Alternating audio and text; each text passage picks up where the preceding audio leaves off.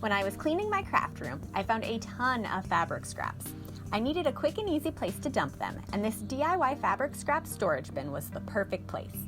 Using scrap plywood and drop cloth, it cost me less than $10 and was finished after a couple hours of work. I started by assembling the tomato cage. To make sure it stayed together, I grabbed some pliers and bent the metal into place.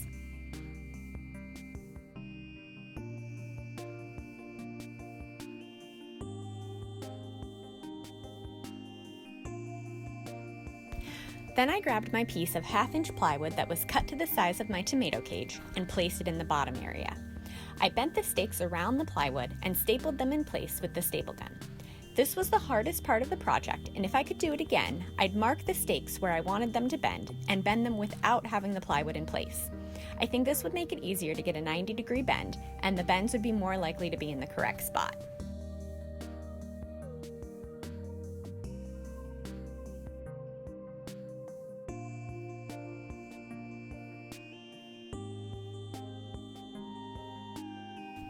While I was aiming to get the bends all about 5 inches from the ends, I think I was a bit off on some of them, and my bin was a little lopsided because of it.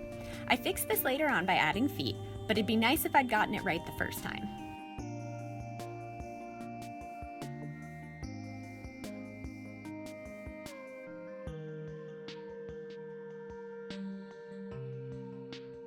I added feet with wood glue and brad nails, using different thicknesses of wood to help even out the lopsidedness.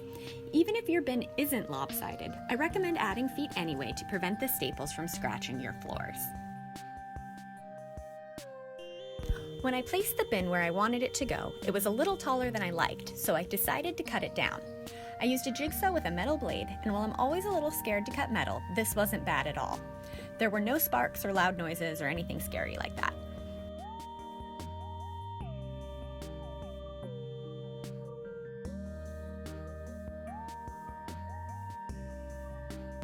At that point, the bin portion was done.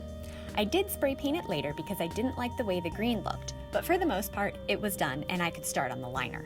I folded the fabric up to mimic the 4 sides, adding 1 inch to the beginning and end for seam allowances, then cut and pin the fabric together. For more details on exactly how much fabric I cut, see the blog post linked in the description below.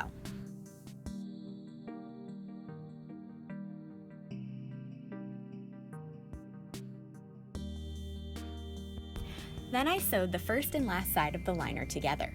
If your fabric has a wrong or right side should be together here, but that's not an issue with my drop cloth.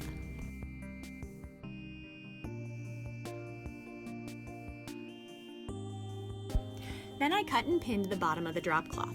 Since my bin was 14 inches square, I added a little bit of fabric for seam allowances and cut the fabric to be 15 inches square.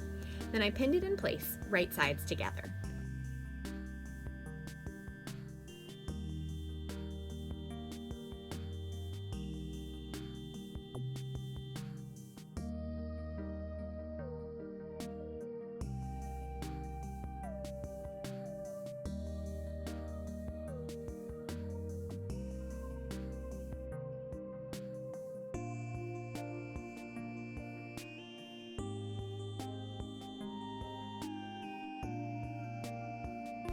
After sewing the bottom to the sides, I folded over the loose ends on the top of the liner to create a hem.